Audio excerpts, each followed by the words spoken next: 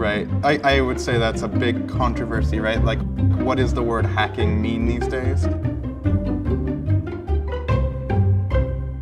I think that it means taking something outside of its normal bounds.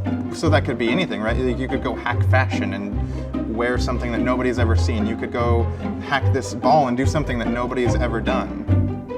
Hackers have, there's always that negative connotation of, you know, whose social security number can I break into today? But that's the mass media definition of hacker. A hacker, to me, is an artist. Someone who doesn't just follow formulas, but actually is presented a problem, doesn't run away from it, but instead says, how can I solve this problem better?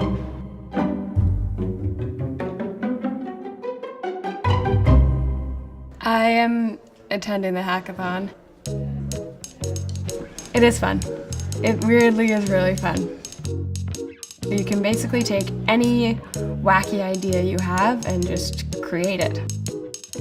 Like, for an artist perspective, it's like being able to shoot a film all day long that you've always wanted to shoot, and you've always had this idea of shooting clouds and clouds shaped as birds every single day. It's basically people giving you the space and the opportunity and the tools to shoot those clouds every day, and you can do it. So a hackathon is basically a short period event, typically 2 days, where a lot of developers that don't know each other come together. They come with ideas, they just want to be a part of the space, and they get in teams and build, hopefully, something that's very interesting.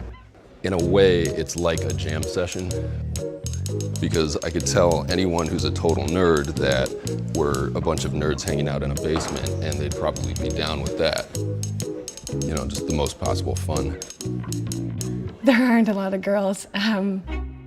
You always stand out as a girl in these places, just being one of a few girls, and there's a lot of things that they don't take into account because they don't assume that many girls are going to come. So, like, some of the hackathons are overnight and you bring your sleeping bags and that's all fine, but sometimes girls might be, personally, I don't think I'd want to stay overnight or do any of that stuff, but.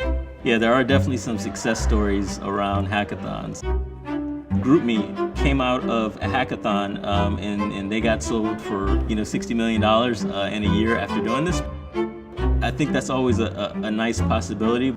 The primary focus of this hackathon is a headset that lets you control things using the power of your brain, and the really highly popular thing, which is our spherical robots, and so you can control those from your mobile device. If we can just get our brains to roll the ball before midnight, we're good, because we can make up any game rules we want to overnight. Using new technology instead of Pleistocene technology, we will roll that ball, hopefully, by midnight.